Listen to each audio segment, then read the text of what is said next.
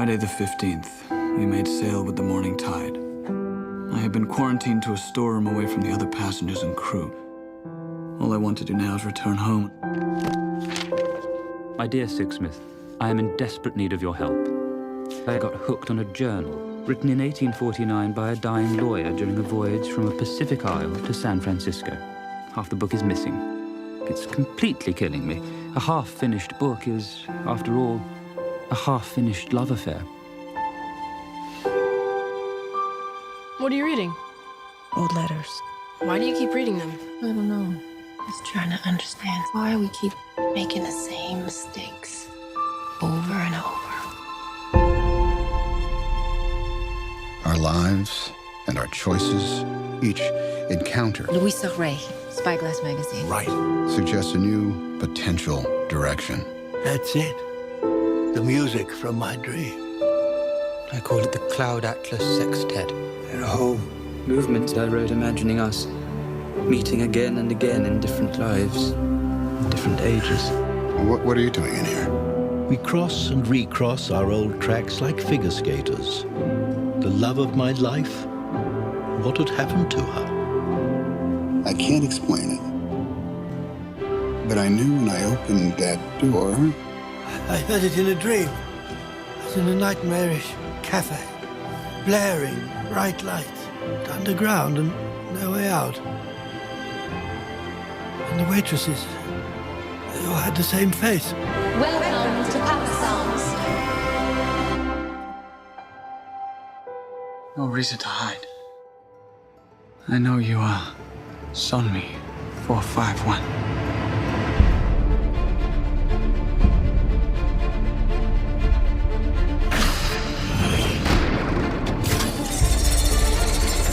Yesterday, my life was headed in one direction. Today, it is headed in another. You ever think the universe was against you? What the fuck? Where's our money? The law says. No! Fear, belief, love, phenomena that determine the course of our lives. These forces begin long before we are born and continue after we perish. Our lives are not our own.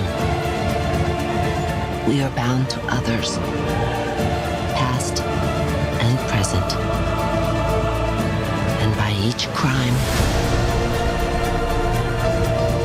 and every kindness, we birth our future.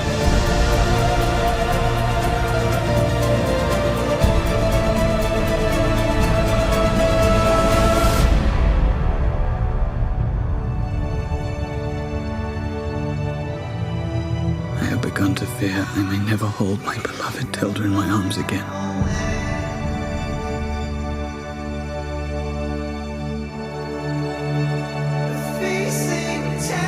The problem you create is a political one.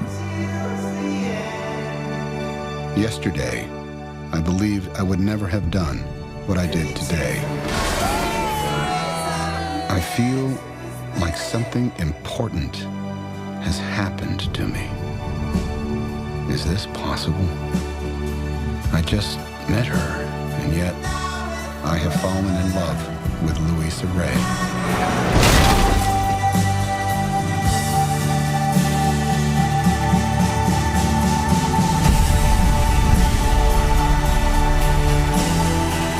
Saving me twice, Lou. You fall, I'll catch you.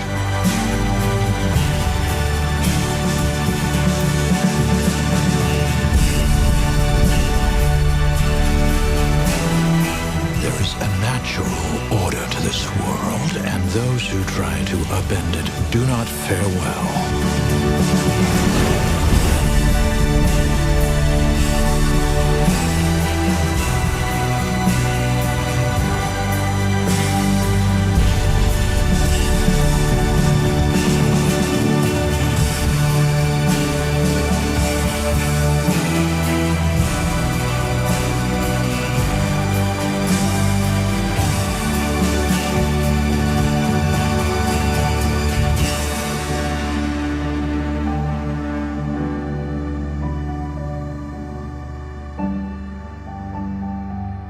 I believe there is another world waiting for us, Sixsmith. A better world. And I'll be waiting for you there.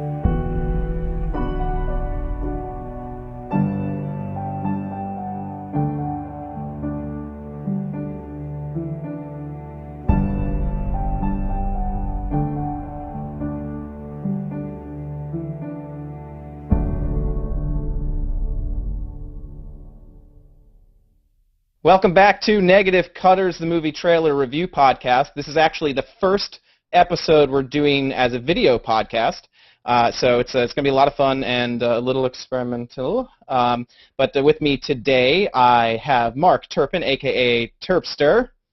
Yay! And how's it going, Terpster? It's going good. It's going good. It's a pleasure to be here on Negative Cutters.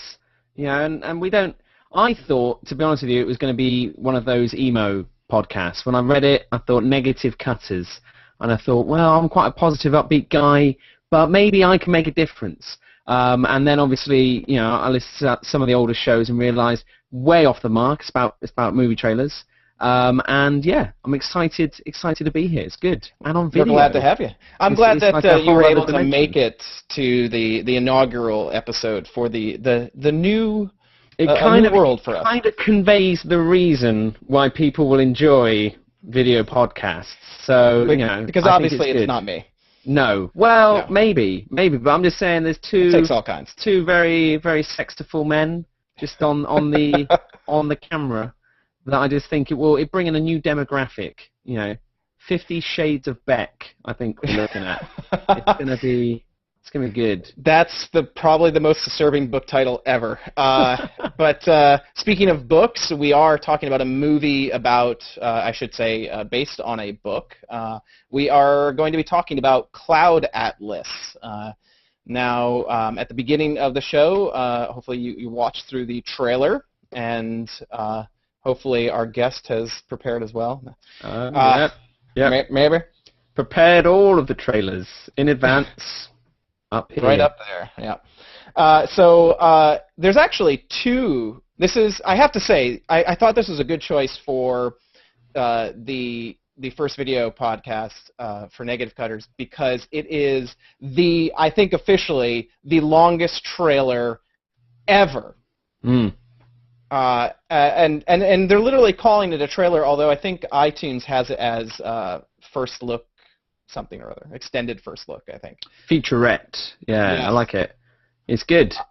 Can we talk for a second about the first video? Did you watch this is a movie by the Wachowski, what used to be the Wachowski brothers? Mm-hmm. They're the Wachowskis now. They're just the Wachowskis. They're not the Wachowski siblings. I don't know. So they released a video. They released a trailer for the trailer, or a commentary. They had to explain the trailer, which I think is a danger sign to begin with. So what did you think about the commentary? Did you watch it first? Yes. So I thought it was different. It was nice. I kind of enjoyed that. The trailer is the world's weirdest thing. They announced what the actual running time is going to be for this year. I don't think so, but I think so. Well, I think the point has to be made here is it does seem like a very long movie because the trailer itself is like 5 minutes, and it's like, how many different movies do you think are actually in there? Like, how many stories are in there? Exactly. It tells about the same people meeting again and again through different points in time, I guess, or different lives. And it's different genres, which you don't necessarily, you kind of get the idea of, but the commentary really hits it home that there's romance, there's like the old like letters from long ago type, Sandra Bullock movie, and then it's almost like one of the Wayans brothers, like you'd have like scary movie or epic movie, and it feels like they've just done a genre movie where they've just taken all of the cliches and put them together. But obviously then you find out it's the Wachowskis behind it, and the actors in there are crazy. I mean, Tom Hanks, Hugo Weaving, Halle Berry, Hugh Grant, Susan Sarandon. You know, it's just like, oh. Hugo will even, is he just a given now for the Wachowskis? I guess so. I think they've just, he doesn't even have a character associated with him yet, but they've just put him in on the cast list, just been like, yeah, it'd be in it. You're right. Obviously. He's just there. Yeah, exactly. I wouldn't be surprised if he's, I reckon he will be Agent Smith again. And I think he'll just be like, Mr. Anderson. And then it would just be like, this is a weird previous life. I don't know. And then they'll switch on to something else. And it'd be all good. So what do you think the movie's actually about? What's the whole, what's the point of this? What do you get from the trailer? I think that it's about meeting people in previous times and people affecting other people throughout time, and how I guess we all affect each other in a very mystical and deep way. And that's what I kind of got from it. I was looking, at the cast list. I saw Halle Berry, Susan Sarandon. I thought we might get a little bit of action, but I'm not sure what it's going to be really. It's interesting because these actresses and actors are going to play different characters at different ages and in different genres and times and well, they even mentioned different races too. At least in the commentary, they talk about them playing different races, and which leads me to so you've got everywhere from like the really old romantic, letters. I think it's like a whaling boat or something like that in the very beginning. To two guys, a musician in the sort of like Renaissance era or something like that, and then you've got this sci-fi epic, Japanese movie happening. And I'm pretty sure that's still Tom Hanks and Halle Berry as Asian people. That's crazy. Because, I mean, I was laughing before with you when Jim Broadbent's character says he goes into a room and it's all like, and all the waitresses had the same face. And then it just cuts to these Asian people. And I was like, you can't say that, Jim. You can't say that. I think the point is trouble these days, Jim. That's a cliche. They all look the same. That racism in there. Anyway, so it's an interesting concept. I don't know. It depends if it's too cerebral. I might just be like, I might give up on it. I'm not sure. They do quirky action quite well, and Hugh Grant's down as a cannibal at one point in the film. So I remember him in an interview saying that he literally was like a prehistoric cannibal, and he's just like all primal and screaming. And I just want to see some bumbling British cannibal like that. It would be the worst cannibal in the world. But then I'm quite interested to see how well he does. So I think people will have to see this just because it's so weird. But yeah, it's not too far out. It's going to be out in October over here. When's it come out for you guys? October 26th. It's actually coming out on my birthday. Is it a worldwide release like that? Is it going to be in sync? That's going to be crazy. And that's this is a weird, I think it's a weird thing because they state specifically that it's an independently funded film from it's not, this is not a studio film, although budget wise, I mean, it certainly does look like that, but it took them a lot to even get a distributor to put the movie out. So I think it's one of those movies that I think there are going to be people who are going to absolutely hate it, and other people are absolutely going to love it. I think I'm leaning more towards love. I actually want to see this. It's got me intrigued enough that I want to see it opening weekend. I think it'd be interesting. Yeah, I think I'll definitely try and get it. I mean, the fact that they talk in there that even the actors and actresses are going to play different sexes as well. And I think that a lot of people are going to, what with Larry becoming Lana, that I think is going to be quite an interesting film experience and story, and seeing how they handle it. And what a director, you always wonder how much a director brings to a role, and what they can help the actor and how they can guide them. I just think that's going to be quite an interesting one. So, I'm also interested to find out, because they mentioned there's 3 directors. So you have the Wachowskis, and then you have I can't remember his name. Tom Tykwer. Yeah, it's the guy who did Run Lola Run. Brilliant indie film. Tikva. Yeah. And so, I mean, I think you've got some really interesting directors, and you've got... I mean, this is the type of movie, because they're talking about skipping huge chunks of time and genres and things like that, you could have very different directors. So I think it could support it. I did some reading on some investigation on the book, and it's everything that, like, there's like 40 billion YouTube videos online from librarians talking about it, all saying, this is the most greatest, genre-bending book, and I really recommend. I mean, it does literary. The literary aspects of it are. It looks like they're translating what he's done with the book into the movie. So I don't know. It looks interesting. Tikva also did Perfume. Do you ever watch Perfume? I did not. Story of a killer or murderer or whatever. No. Is that the one where he? The guy with the crazy smells, serial killer. Yes, and he boils them down into trying to capture the scent of a woman. Exactly. Yes. Yeah. It was a really good film. That was called Perfume. Yeah. So I think it's going to be literally, and it from the trailer, you kind of get the idea that it is like someone's taken all of these directors' previous films and just spliced them together and been like, that kind of works. It kind of works. Should we just go with it? But I think it's not, because it is based off of a book, and it has a very specific it has a very specific set of tools that he uses in terms of mixing the genres and bouncing between sci-fi and romance and action and all this stuff. I think that's just like what they said in the commentary in the first video, that it's just the type of thing that really appealed to them as directors, and to do the types of things that they, the types of stories that they want to tell. And maybe that does have to do with the gender bending, genre bending. It's similar. No, no, I think it's really cool that Lana, that Lana Wachowski has now just come out and just said, here I am, and this is kind of a pretty major way to do it. But all right, let's take a look on the map. Yeah, crazy. Yeah, let's take a look at what the trolls are saying. I'm just going to look through, and feel free to pull out any comments, Terpstra, that you find on there. I'm looking at the YouTube page, and there's someone basically calls them out for being racist. Now, not on the point that you made, no, because you mentioned the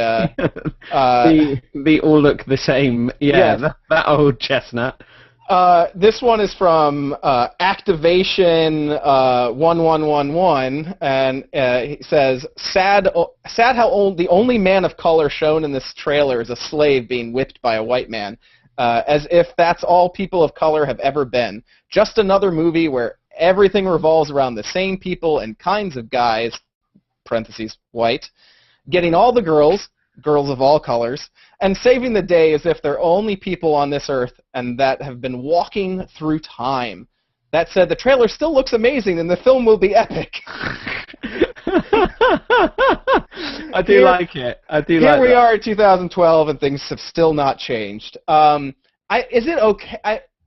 If it's the point of the movie to talk about oppression and slavery, I mean, what? And I think that's the thing, is it will show how things change over time, right? And, or how things don't. I mean, it's social commentary. It's not social commentary for this person to point out that this movie is racist. It's social commentary for the movie to point out racism. That we're all racist.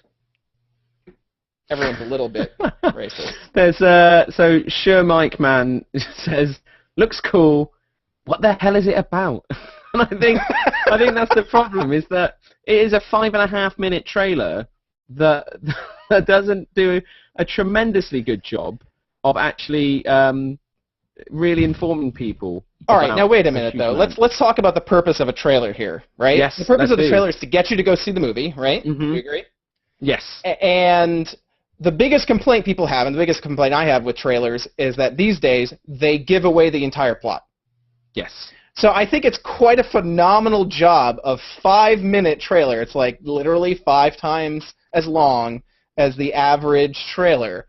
how they can cut that all together and still not really have an idea of what's going to happen. You have an idea of the connection and the types of stories and the genre, but you don't really know exactly what's happening. So I think that's a plus on this trailer. Okay. I'll give you that. Unless it's too far where you just really have no clue what the crap is going on, in which case it's a turn off. That's what Peter J11 says, or 11. From the creators of the Matrix trilogy. That's why I don't get what's going on. So I like some people have really looked into it. Someone else compared it to Inception. I'm not sure. I'm not sure exactly. They're both films, so they're going down the right sort of medium. But I don't get the Inception vibe. But maybe the surreal, dreamy nature will kind of bleed through. I've got a good one here. SBRFF says, "Holy fuck, this movie looks awesome." That's good. I like that. They went with the F word and just followed up with awesome movie. I like it. WowPat449 says, "All right, I'm a guy. 6 minutes ago, I wasn't crying. Now I'm crying. What the hell just happened? Maybe I shouldn't have watched this with headphones." Wait. What is the difference headphones are going to make? I don't know. The sound is just... Yeah, maybe it was really loud and he's crying because of that. I don't know. My ears are bleeding. Have better volume control, really. Right. Yeah, it's... It's a good one. It's a good one. I don't think this necessarily... I think there's too little of each section to really strike enough of an emotional chord there. So I think this struck more of a... This was awe-inspiring to me, I think, as a movie, as a trailer. It was, it definitely said epic. It said big things are happening, and it had this just... It said you don't have any clue what to expect from this movie, which I think is a good thing. That's the time I enjoy films the most, is when I don't have any preconceptions about any of it. I just go there and I'm entertained. That's what I want. Yeah, and I guess for me, a trailer needs to be just enough to get me entertained, or just enough to know that I'm gonna like this movie and go see it. But you still got to save a lot of surprises for it. I think Mr. Kovu 12 puts it beautifully well when he says, "This is like the Expendables, but for drama."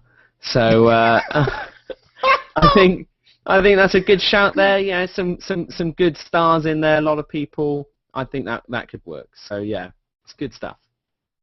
All right. Well, I think that's going to do it for us. I think we both agree. Go check out this movie, October 26, 2012, Cloud Atlas. And Terpster, before we leave, do you want to let people know where they can stay in touch with you? Just on Twitter, go to twitter.com/the_T. It's on my lower third below me. I tweet about stuff. Very rarely movies, though, because I don't like to spoil it for, I do the Movielicious, who Patrick's been on here before. Has Nicole been on as well? Yep. Oh, there you go. So they've both been on the last one. Save the best till last. But you're the first on video, so... Exactly. And you can find that over on movielicious.com. Or just Google Movielicious, because I'm not even sure if there's a "the" in front of the URL. So just Google Movielicious, and we'll come up somewhere on there. I would guess that this is probably going to be on the list for you guys when it comes out? I think so, yeah. I think that's a safe bet. All right. Well, check that out in the future. And we'll see you all next time. We're going to have Terpster back for a couple more episodes here, so stay tuned. Bye-bye. Bye. I just keep waving. Yeah. Just keep doing it. Tell me when I can stop.